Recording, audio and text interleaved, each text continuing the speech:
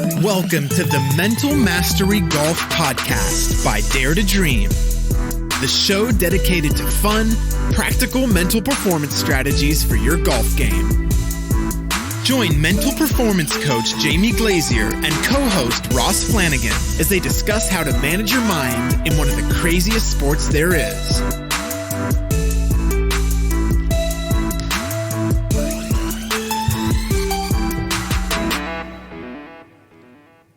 Welcome back to the Mental Mastery Golf Podcast, everyone. Thank you for joining in once again for the first time in 2020. Just a very short time ago, Jamie, that we were sitting here, it was 2019, we were talking about our goals for 2020 and setting some of those up and setting the scene for that. And here we are, fast forward, seems like a while ago, but it's only a couple of weeks really. Yeah. Back down here at PK in the wonderful boardroom. Thank you to the guys for letting us use that.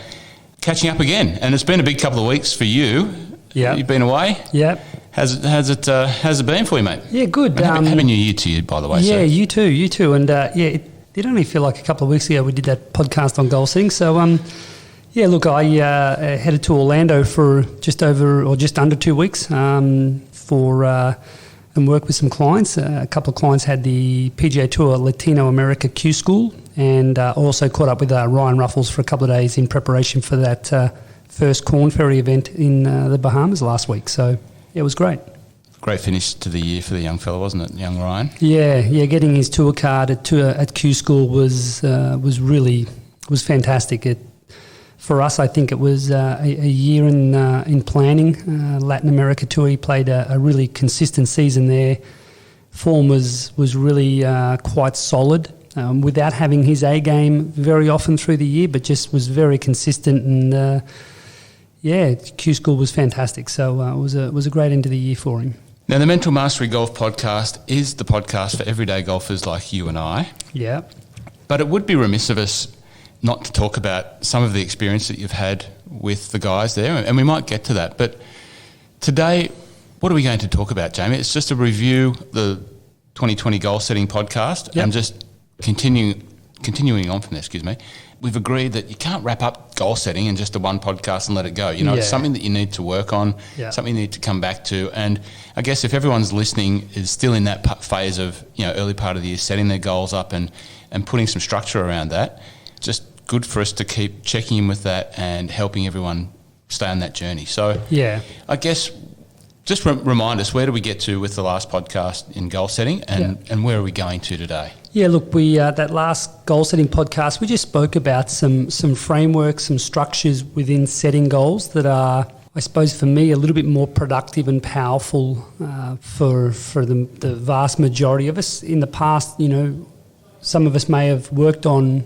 a goal setting structure of setting really high, lofty goals and not actually breaking those down into individual steps so that along the way we can actually experience a little bit of that positive reinforcement that is so important. So we spoke a little bit about that, and the feedback that we had from that podcast was fantastic. Warren Hanna especially put through just a sensational list of goal setting, and the way he broke it down and targeted the specific processes each quarter that he wanted to work on was sensational. So if anyone's hasn't seen that, go back onto my Instagram post and I put some of Warren's goals in there and discuss that because it was just sensational. So for me reading that, it was sensational because this is new for me, and you've been working with people for a long time, helping them in this area and also other areas. But just to see the outcome of something that we've shared, and see how that affected Warren and how he was able to put something into place. Yeah, and he was happy to share that, and all props to Warren for doing that because I think part of making your goals come to life is having that ability to talk about them and to share them and to write them down and be open and honest about it. And I go back to, once again, my corporate world. That was very much part of having that goal setting process. You always had usually a manager or a boss and someone you'd set them conjunctively with, and but side by side, you'd have someone else that was at your level that you'd have to be prepared to discuss them with. And I think it was a very strong part of having people committed to doing it. Yeah, I agree. And I had a number of people, message me with a few different ideas of what they had put in place. And it's so right in regards to, we might call them accountability partners, or we want to put the goals out there, and we want to try and eliminate any pattern of embarrassment if we don't achieve those goals. We want to put it out there and go, we're courageous enough to actually say out aloud, these are my goals and these are what I'm working towards achieving. If I fail, it's okay. It's creating that healthy relationship with perceived failure of goals that is going to motivate us and keep us on track and keep that momentum going. And I think today's, podcast, I just want to discuss a little bit about the patience needed in the first couple of months of a new year after setting goals, because the goals that we have are generally, if I say 5, 6, 7, 10 steps ahead of where we are right now, then we can fall into a pattern of, comparing how we perform today with the vision or the goals of what we have for ourselves in 12 months. And generally there is going to be a disconnect there in the short term because we just haven't had time to build the patterns necessary to achieve those goals. So, it's an interesting conversation to have, and one that I had while I was away. I had 3 clients that I work with, and 2 at Q School, and one had a rough week, didn't bring his best stuff, and didn't get his tour card, but saying that his preparation was interrupted by, he had strep throat, so a throat infection just after Christmas, and really impacted his ability to practice and get the reps in. So, we look at that and we're like, okay, so how do we respond to that? And then I had another client that was his first tour school, and he finished tied 13th, and top 12 get their full tour card. So he missed out on his full tour card by 1 shot. So, but he's going to get a few events, and, we would look at that as a relatively successful week. So it's about, you've got these two different outcomes in the first couple of weeks of the year. Now, what do those outcomes, how do they set the year up for each individual, athlete? And for people out there, it's just over 2 weeks into the new year, you've probably been able to play some golf. Whether you've played some really nice golf in the first few rounds of the year or you've played really poorly, that shouldn't change how it sets you up for the rest of the year. Yeah. Okay, because it's only a couple of rounds, but as we've spoken about before, we have a tendency to treat every round of golf like it's the round of golf, as opposed to looking at a round of golf as a year-long, journey and a year-long process. And just because I played poorly today, it's only one, minor step in that equation for us achieving our yearly goals. So did you have a defined process at the end of your week with the guys, JD and Matt, where you had to sit down and take them through a discussion like that and make them, whether it was reaffirming their accountability to their goals or helping them, understand what's just happened and how to move on? Was that something that you definitely did? Yeah, absolutely. So how do they respond to that? So Matty and I... They're young guys, right? Yeah. Matt might be tuning into this, and he's 30 now, so he would probably still like to be called young, but I tell him he's a bit of an older fart. So, Matt and I have been working together for a couple of years, and we have a really good process at the end of a tournament. We generally sit down the night at the end of the tournament. We'll head to a bar. Might grab a scotch and a cigar and just chill out, for a good hour and a half, 2 hours, and just debrief the entire week. And out of that debrief comes what we sort of call as a couple of nuggets of gold of, okay, well, this is what we need to target moving forward.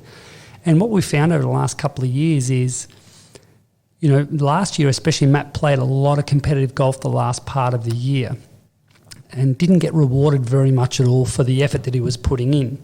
But each event we were getting these little nuggets of, you're getting closer. European Tour School missed by a couple of shots, but, there was some really good things that were going on. And so that's our process of debriefing the week. And JD, he played at a different venue and drove back to Orlando the Friday night, which was the last night of the tournament, and we caught up the Saturday morning for breakfast and just went through debrief the whole week and looked at what were the nuggets and what can we take from the week that we can target and move forward in building in preparation for his next tournament. And so,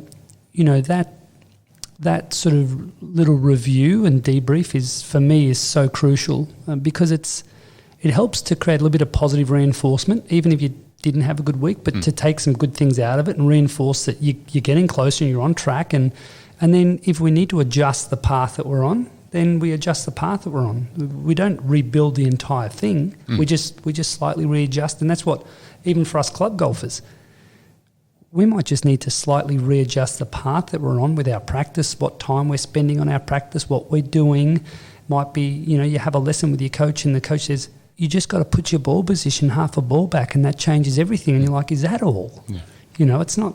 So it's just with that constant review, that just little bit of fine tuning. So what is that time frame? So we've set our goals for the year. Yep.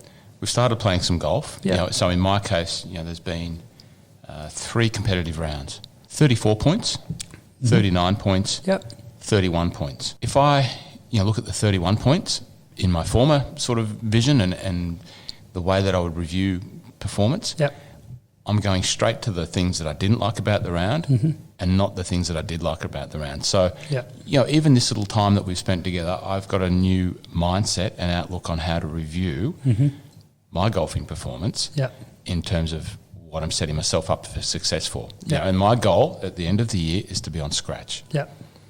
I've put that out there. I've written that on my little goal board. So my 31 points after having 39 points the 3 days before isn't going to set me back because I've got a new sort of mindset and framework for reviewing that. So for the guys listening, they've hopefully set some goals. If anyone needs any support or any guidance or any advice or confirmation around, their goals, I'm sure that we'd be happy to look. Phil from Bogies to Birdies, he said that on my other podcast and I sent him something and he was really positive about that. It helped him, so that's great. So I'm assuming that we can do the same. For sure. So we've got to the point where we've set some goals. What's the next 3 months? Is that a reasonable time frame or is there a time frame that we should be putting this review structure into place? Yeah, definitely. I think for me, depending upon the volume of golf you get in, if you're playing twice a week, then 8 rounds of golf is probably a decent volume where you can sit back and you can review and you monitor and measure where your game's at and what specific areas your golf has been, how it's been performing. So for me, 8 rounds would be a minimum. Generally 3 months is good. But again, if you're playing twice a week, I'm happy for you to review after 8 rounds. An interesting one from what you just spoke about, your experience in your first 3 rounds of golf, I want to ask you if your 39-point round in any way impacted you having 31 points. Now, I'll explain what I mean by that a little bit, whether your expectation of yourself now jumped up a level or 2 and you were now expecting more of yourself, which would unconsciously or subconsciously put pressure on yourself to execute to a higher level in certain scenarios in the round of golf. So I can answer that, and I'll answer it in a way that 12 months ago, I would have said that yes, that 39 points would have set me up for an expectation that the next round and every shot within that next round is going to lead to 42 points. I am only going to get better from here. That is my new benchmark.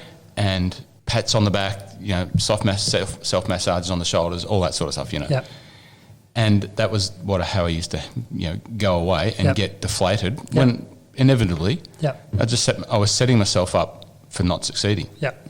So this time I have a new mindset. I have a new outlook, and thanks to you for the time that we spend together for that, because whether it sounds cliched or whatever, I'm just looking at it shot by shot, hole by hole. And the way that I can confirm that is I wasn't playing great, and I knew that. And for whatever reason, the smoke that we had, unfortunately, did start to affect me by the end of the round. But when I got to the round and I added up my score, I had 31 points. I was actually really surprised.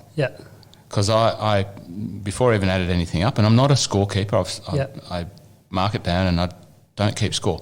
But I was surprised that I got 31 points. Now, playing off a daily handicap of 4, I thought, well, you know what? It's not that bad relative to how I played and some of the challenges that I had and a couple of bad holes and whatever. So I've still come away with a high degree of positivity. And my reflection on the round, there was plenty of good stuff. 31 points was just there was 2 wipes in there. Yeah. A lost ball and a wipe from, I can't remember exactly why, but everything else is pretty good. Yeah, and that's, for me, that's really good because, and that's the reason why I asked the question, not so much for you, because I know that your 39 didn't really negatively impact your 31, but more so for me is the listeners out there, when they do have a good round of golf going and they have a great score, that will have a negative effect on their next round because of that expectation. Yeah. And we discussed it before we started, that the great thing for you about that 31, and this is what I love about, I suppose, the goal when I work with clients at a club level, they said, what should my goal be before every round of golf? I'm like, you should have a goal of scoring in the 30s with whatever game shows up.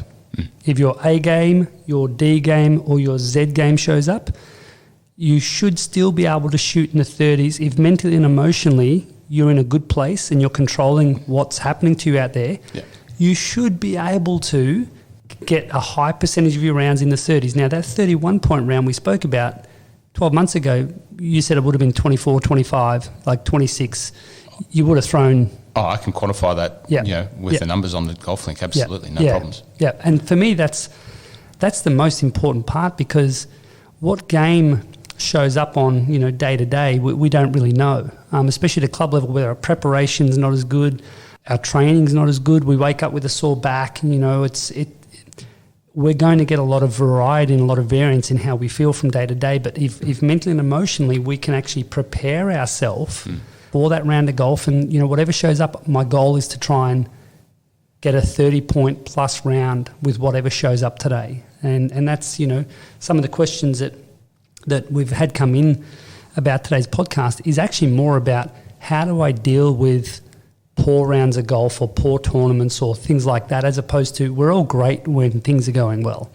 It's more about what do we need to do when things are starting to go south. So it's it's a great discussion point.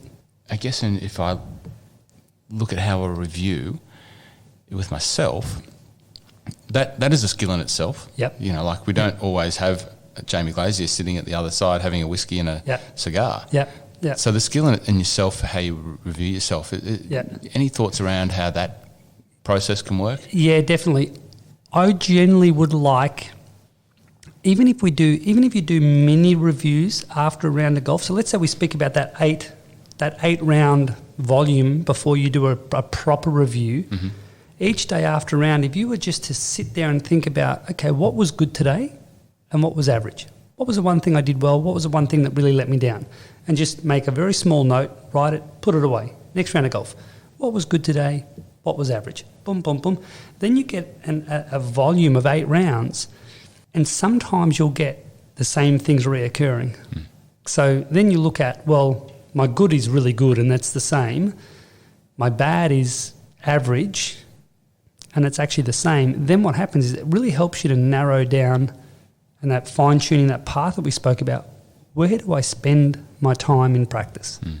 If my short game from 60 yards and in is costing me on average 3 shots a round every round, then I need to go and spend 80% of my time on that. Yeah.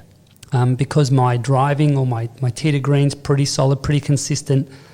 If I don't hit a ball for a month, I come back out and I still hit a decent number of fairways. So that's not going to vary too much, but it's that area. So for me, those little mini debriefs straight after a round of golf when it's fresh, whether you keep statistics. So statistics are great because emotions lie, statistics don't. So, there's a variety of different statistics apps out there that you can use, plug in. Sometimes statistics lie, though. They don't give a really true indication of where your game's at, fairways, greens, all that sort of stuff that sometimes can sort of blur the reality. But, it just helps you to keep a clearer understanding of where your game's at. And then that monthly review, that more of a decent review is you can get all your golf link numbers or your golf link up and have a look at all your scores, and you can go through them with a fine-tooth comb at that point and really start to generally the accountability partners that we spoke about, whether it's a coach or whether it's a friend that's on the same journey, once a month you might, if you're both playing 8 rounds of golf, go and have a lunch. Yeah. Just make it something where it's a feel-good sort of session and you actually talk back, with one another about what's happened. And the more that process is enjoyable, the more we're going to get out of it. So, if someone wanted to share with you, is a Facebook group the best? Is the Dare to Dream Facebook, or is it through Instagram? What's the best way? Because I think there's some power in this sharing and talking about it and accountability, and everyone should have their own accountability buddy. But I think there's some power in what people should be able to share with each other, even that they don't know. Yep. Is Facebook the best way to do that? That's a question without notice too, by the way. Well, because as soon as I said that, my last statement about, having a lunch with a friend or if you can share it with someone and make it more meaningful, I'm like, we should maybe start something that actually does that. We're thinking the same, yeah. So, I think possibly, I was just thinking maybe a weekly Facebook Live or Instagram Live or something where we can, or monthly, where we can talk with the listeners and they can ask questions. I think, I suppose the answer is keep an eye out for something that we might put together. It could be great. Okay. Now, the other thing that we talked about in previous podcasts, and it came up in the golf setting, I think another reflection of my own performance, was golf identity. Yep. And I was listening to something during the week on a business podcast, and we talked about it earlier. But I think for me, understanding my golf identity and having a bit more of a connection to that has been very powerful. Right. And the business podcast that I listened to was basically the guy saying, how he is at home when he walks through the door is he has a different identity when he's at business and performing business functions and working with clients and delivering presentations and writing. And one of the things that he said, he has a pair of glasses. Now, he has perfect 20/20 vision, doesn't need glasses. He went into a Specsavers or whatever shop it was and got some glasses, and the lady said, you've got 20/20 vision, because they had to test your eyes because that was the process. He said, don't worry, just put the clear stuff in, I'm good. But when he puts his glasses on, that's his mode of going into this serious business mode. Because he was finding that when he came home, and this is where I'm getting to, he came home that he was still in business mode. And he treated those around him in business mode. Now, if I go back to my lovely wife, Mrs. My Love of Golf, as I refer to her, there was a time in my life where I would come home in golf mode after a 26-pointer and carry that into home mode. I had to stop. Sure. And I've been working on that. But the golf identity part was, does everyone have their glasses? Should they have their glasses? Is that part of it? Yeah, they definitely should. They definitely should. I talk a lot to a lot of my clients about the driving in the driveway of the golf club, especially club level golfers. And there's a process that they go through where they detach from the stress, the pressure, the anxiety of life outside of golf. Golf should be our haven, our getaway, our feel good, our time out. But so often we drag the stress, the pressure of life and attach it to our golf.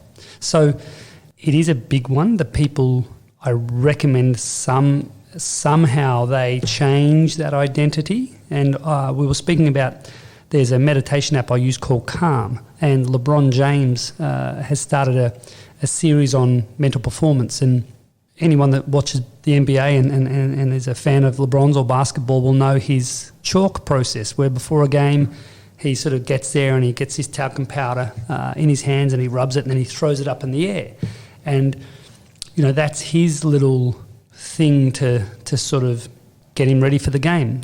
Steph Curry's got his, on Twitter before a game, he'll put lock in, boom, tweet. So that's when he goes in. Then he'll have he's got to shoot a three from the walkway into the change rooms, well outside the court. So having different triggers or different anchors to access a certain state of mind or a certain focus point is really crucial. So, I would definitely recommend people to play around with their glasses, their Clark Kent. What is their golf identity? And then when they leave the golf course, what is their identity then? Are they a father? Are they a husband? Like, you know, they need to switch modes, definitely. So yeah, it's a great point. Well, it's certainly on my goal list when I put it into the goal segment of my what do we call these things here, Jamie? Post-it notes. So I've got one of the, I have exactly as we discussed in the last podcast. I've got the big killer post-it note up on the wall,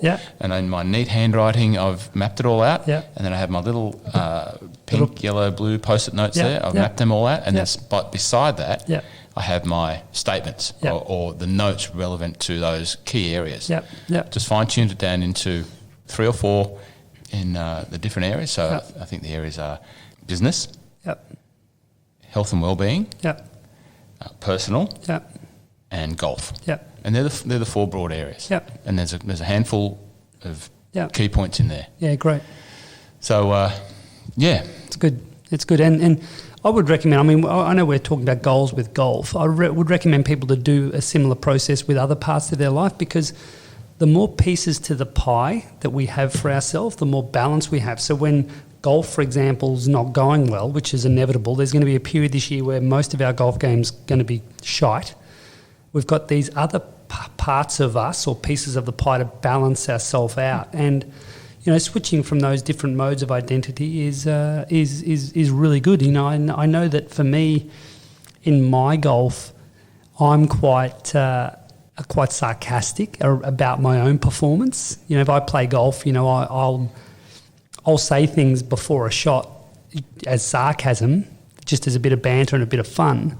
But as a mental performance coach, people can go, geez, you shouldn't be saying that. But that's just me as a golfer. That's how I cope with the upcoming shot and free myself from the fear of a poor shot and have that acceptance or whatever that process does for me. But myself as a mental performance coach, it's quite an interesting dynamic. It's for me, professionally, I'm one to leave no stone unturned. I take my job and my role extremely seriously, and I love developing my skill sets and preparing and everything. But my own game, especially last year, there was no preparation. You know, if I went to the range before a round of golf, that would be rare. You know, I didn't care about my performance. I was out there for a different reason. Saying that, in December, I've changed that. I've switched that around, and I've really enjoyed competing. My last couple of rounds from last year were 39, 34, and maybe 32. So for me, that's really good. And I don't know if I went and hit balls before, but I just activated a different mindset. I wanted to compete, and I wanted to try and execute and hit a good shot. And I did notice that sometimes I would get a little bit frustrated on the course, but it was competitive frustration, not like a negative emotion that's sort of kicking in. It was more just, I'm competitive. When I get competitive, that's what I'm like. So I don't need to change that. I just need to manage it. So remind everyone, if we didn't mention in the previous podcast, you know, have you got a golf goal in mind for this year? What does that look like for you, mate? So for me, I spent a bit of time on the plane having a bit of a think about it. So my current GA is 9.0, which possibly could be almost the highest I've ever been off in my life. So when I first started golf, my first handicap was like 8.1 or something like that, back 20 odd years ago. So my first goal is 5.0, 4.0, then 3.0 by the end of the year. They're my 3 different goals. So my first one, 5.0, I really think I can get down to that no matter what sort of year I have. If I don't play much, I travel more, I don't practice much, I don't train much, I still think I can, because I'm going to click competitive mode in, I think I can still get down to 5. If I spend more time playing, preparing, training, practicing, I think 4 and ultimately 3 can be achieved, depending upon the number of, you know, rounds I play. And so I've just set up a little bit of a structure, just knowing that, you know, depending upon my schedule and my commitments elsewhere. But I think, that's sort of my goal. Have a few key areas that I need to. I want to really strengthen. My short game's one, and I spent half an hour around the chipping area the other night. I've been struggling with a bit of jet lag, so I haven't had a chance to play yet this year. But and that was super. Just really felt like I got some good momentum with my short game that I didn't have last year. So on my first round back today is I was going to say unfortunately, but I won't say unfortunately. It's stroke round. All right. So I'm not playing today. Yeah. So, but no, look, I'm looking forward to it, and I'm really excited to get out there and play more this year. And I want to share with everyone my journey. Because I might have a little bit more of an in-depth understanding of my own patterns than they might, but that might trigger their understanding to a greater level as well. Well, as I've discussed, me sharing with you, but then also sharing whatever we have through here, I believe it's certainly helped me. Yeah. So just something came to mind just a minute ago about a little setback that I had. So I had that 34-point round, which is the first round for the year. Yeah. And it was on the North course here, which is pretty tough and usually has a high DSR. So 34 can be usually close to playing your handicap. Yeah. And I think I mentioned I started the year on 3.5. Mm-hmm. I'm not a big handicap checker. Yeah. But I checked after the 34 points, and there I was back to 4.0. Yeah. And I really did have to stop having a little bit of a melt, going, hang on, my performance was better than what I perceive as the outcome, the result. Yeah. And just forgot about it. It is what it is, Ross. Yeah. You don't do the maths that add that up. Yeah. Can't do anything about it other than just turn up the next day or the next day or the next round, which was then the 39-pointer. Yeah. It's an interesting, really, some of the questions that we've got come in that I'll answer in a minute. A lot of it goes around or is about that topic of how do we deal with the ups and downs of golf, a poor round, a round that's going south. We have an expectation of playing well today and we might get off to a good start, then a couple of bad things happen and all of a sudden we're 2 down on a handicap and then we've hit one in a fairway bunker. Like, how do we deal with that? And, it's really an interesting point that you made that you checked. I don't mind people that check their handicaps. Providing, again, it's not about the actual process of checking your handicap. It's not about thinking about, I've got a good round going and it's not about the outcome thoughts. It's about what do you now do with them? And you initially had a bit of a holy crap, I've just gone out and I feel like I don't deserve that. But you reined it in, you took control over it and you let it go, and that freed you up to be able to just go and play the next day. If you didn't let go, I would almost bet my house you were not having 39 points because the pressure of, oh my God, I thought I played pretty well for 34 and I went out. Geez, I better not stuff up today because I might go out even further. Like those thoughts that a lot of us have.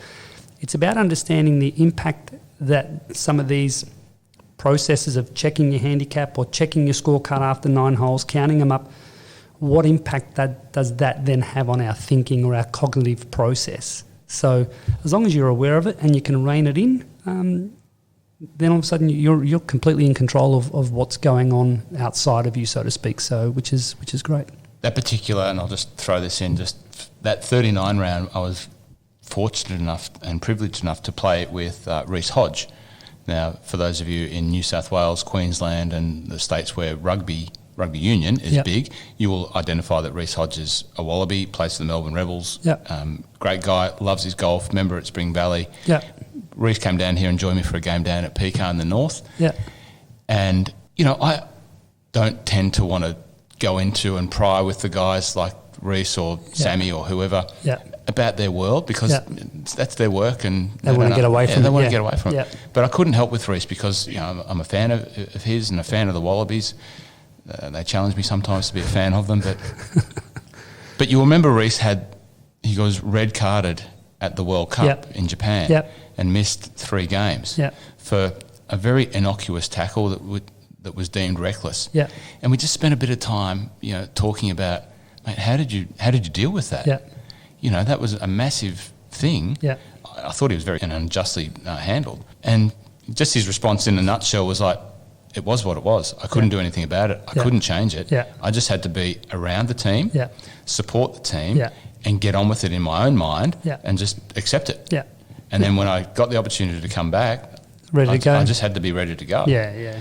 No, it's good. I mean, and look, this year with the with the podcast, one of the things that we've discussed and we want to start doing as soon as possible is getting different guests on from a variety of different industries that are club golfers, that they may take a really elite, high-performing mindset like Reese and see if they can, what impact the game of golf has on them. Because I've worked with, heart surgeons, and these guys are obviously cool, calm and collected under what would be the most high-stress environment. They come to golf and they're absolute, class acts there. They come to golf and they're a mess. Bunnies, yeah. They're just a mess. So it's interesting to talk about how golf affects each one of us, because we have a different relationship with it. So that'll be great once we can get a few of these guests on. But so let's keep going with the goal setting, everyone. Yep. It's important. Share with us what you can, and we'll do our best to help everyone keep in check with those. And we might touch base on a regular basis on our own goals and keep sharing. Yep. But we had some good questions, Jamie. What were they? Yeah, let's go through a couple of these questions. One question that was a really good one, and I don't know whether enough people think about this or have a strategy around it, and it is, what do we do when we achieve a goal either mid-round or mid-tournament? Okay, so Jack Harrison put a goal in. Let's say, for example, a tournament golfer, 4-round tournament, their goal is to make the cut. Okay, so then they make the cut, then what? Then what do they do? Because I've had clients that have made a cut in a tournament and then unconsciously pretty much switched off, and then the next 2 rounds they go away. They just fall away from the field and end up down the bottom. And then eventually they end up dissatisfied because they went backwards over the weekend or backwards in the last couple of days, even though they achieved their goal. They still feel dissatisfied. And that's the thing with goal setting I want to try and eliminate, or help people eliminate, is if you achieve your goal, make sure you feel extremely satisfied for achieving that goal. So one of the best ways to go through this, and what Jack was saying mid-round, for example, if we set a target of, today we want to beat our handicap. Okay, let's say we're through 6 holes and we're 2 up on our handicap. Okay, all of a sudden we're beating our handicap, and we'd probably be pretty satisfied with 38 points or 2 up on our handicap. Now we go into defence mode. We're trying to protect. We don't want to stuff up and give any shots back. Okay, so what we want to do is, if we are ahead of schedule or on track, so to speak, during a round of golf, we want to always reset our goals. Okay, I'm 3 up. Okay, let's try and get 1 more. Over the next 5 holes, let's see if we can get 1 more up. Okay, so focus on moving ahead, moving forward, and continuing the growth of the lead versus let's not stuff up and get protected. Because in golf, if we start to steer and play fearful, you're giving them away. So I would always say reset, and reset with the smallest possible chunks. Okay, so if you make a cut and you're currently 38th in the field, after the next round, try and see if you can get inside the top 30 or top 25. And then the next round, just smaller little goals that you can build towards. So mid-round, just 1 shot. Let's get 1 more point up. Okay, so or sometimes you might be, okay, let's see if I can stabilise over the next 6 holes.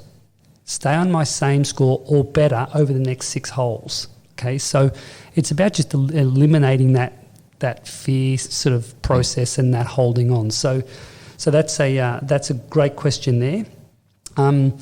There's a couple here that I'm going to answer in the same breath, but it's dealing with a round that's going south, or also how to feel after a poor round or a poor tournament. Okay, so dealing with a round that's going south is one of the important things. I got to caddy for Matty last week in Latin Q School, and he had a round of golf where he was 6 over through 7 holes. Second round, he was 1 under for the first round, so top 25, top 12 get their cards, but 3 rounds to go. We're sort of in a pretty good spot. So 6 over through 7, we're now gone way outside that number, like way outside. In the past, he probably would have gotten pretty pissed and lost his mind and probably shot 82 quite comfortably. 10 over par. So anyway, we looked at stabilising, okay, not trying to turn 6 over into 7 to 3 over, after 12. It's just, okay, let's just get a couple of solid pars. Let's just try and, just get some momentum back. And he did that those next couple of holes. Then all of a sudden went on a run of 4 birdies in 5 holes and ended up getting it back to 1 over for the day. Wow. So, which was...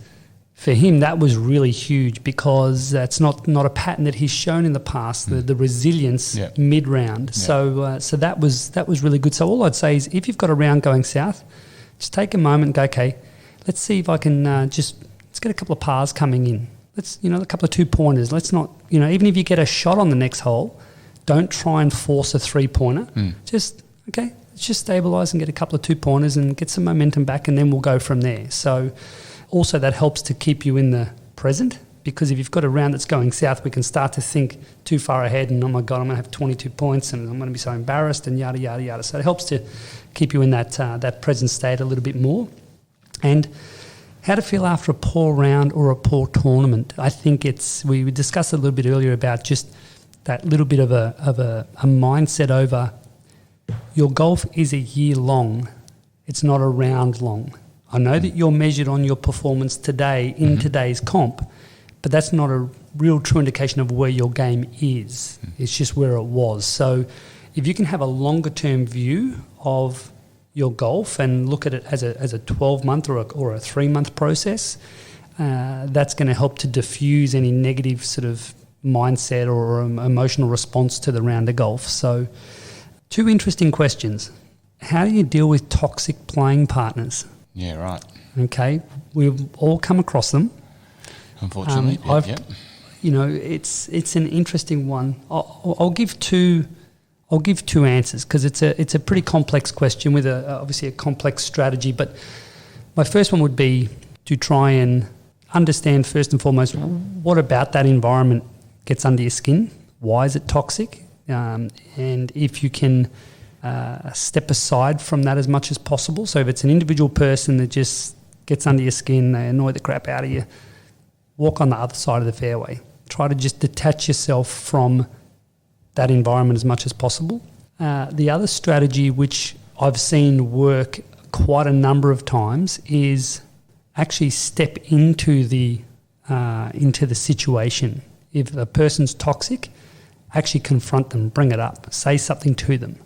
So generally that will throw them off and make them aware of what they're doing, because most of the time you would hope to think that they're not doing that on purpose or they're not being like that on purpose. It's just part of their personality that maybe they don't, they're not aware that it's rubbing you up the wrong way, and probably nor should they be aware.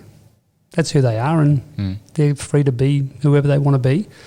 But yeah, I think once you can confront them and say, oh, look, John, you're constantly talking when I'm over the ball and it's distracting, and I know you probably don't care if a plane crashes next to you. You just go and play, but I'm a bit more sensitive and I'm sorry for that. But could you just quieten down while I'm playing? Just confront that situation so that you at least feel like you've got some sort of control over it.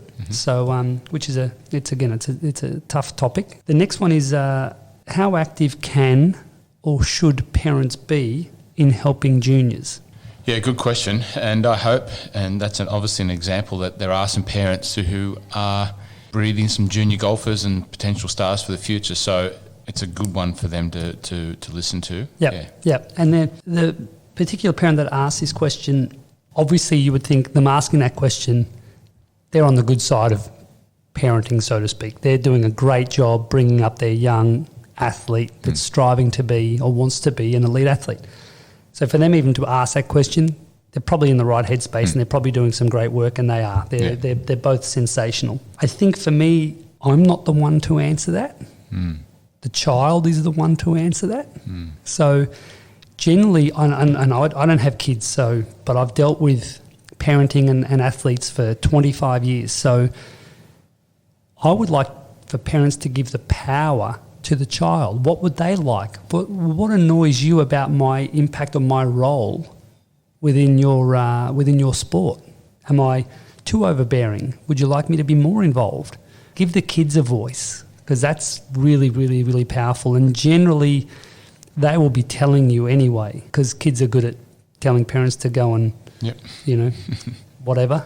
So, yeah, I would say definitely give the power back to the kids, but you probably already know the answer to that yourselves by how they respond or communicate to you in certain situations. So, but yeah, if you give the power back to the kid, then that's going to also fester and breed a healthy relationship between parent and elite athletes. I've got a lot of things coming through my mind with parents and junior golf, and you know, another big question is parents dealing with other parents. Yeah, you know? Yeah. But that's a whole other area. I don't ever know want to tap into that one, exactly. But no, I agree. So, yeah. Okay, mate. So, yeah, we're sort of 50 minutes in. Yep. I think we have followed on from the 2020 goal setting podcast very, very admirably. Yep. We're off and running for this year. Yeah. Very exciting to be part of it again, mate. And I'm really, really enjoying the process that we go through, the discussions that we have, and 100% believe that what we're doing together is helping me. Yeah. And if it's helping you out there listening, that is fantastic. Mate, I don't have anything else. Do you have anything else? No, look, it's hopefully next podcast I'll have a couple of rounds under my belt, so I'll be able to give a bit of feedback on you know, how I'm going and what I'm experiencing and everything like that. And I think just to you know, to continue to let people know about that 8 tips to an unbreakable mental game on the website, which is that free video program. We've been getting some great traction there, and as part of the website too, when you join up, sign up to the website, which is obviously free, there's a little messaging sort of app that I've added in there on the website, so that, you know, if you're watching the video program and you have a question, you can just go in that messaging app, message me a question while you're watching it, and then I can come in and answer those. So it just makes it a little bit more specific to you and your own development. But no, it's been great. It's the feedback and you know, I think for me, the community sort of vibe that we're starting to create or get a sense of, you know, people are, you know, sending great messages through, and we just want to keep helping people enjoy their golf and lower their handicaps. So it's website address is www.daretodream.com.au with the number 2. Okay, dream.com.au. Yep. So there you go, guys. That is the homework for you. Sign up to the newsletter, Jamie's website. You can get it there. Come and check in with me at My Love of Golf podcast. The shameless plug for me, but go for it. Check in with me there. And if you've enjoyed what we do here, the most important part for us, well, not the most important, but one of the very important parts is sharing this content, letting other people have access and exposure to what we're doing. Yeah. So if you've enjoyed it, please share it. Please tell someone. Yeah. All the reviews and all that sort of thing, that's very nice, and we appreciate that. But if you can share this podcast and the link, that'd be more than valuable for us, and we couldn't thank you enough if you do that. Yeah. So once again, on behalf of both of us, thanks for tuning in to the Mental Mastery Golf Podcast, first one for 2020. We'll see you next time, and good golfing. Thanks for listening to the Mental Mastery Golf Podcast by Dare to Dream. Make sure to subscribe to the podcast and head over to daretodream.com.au for exclusive access to the free video program, 8 Tips to an Unbreakable Mental Game. Join us next time on the Mental Mastery Golf Podcast.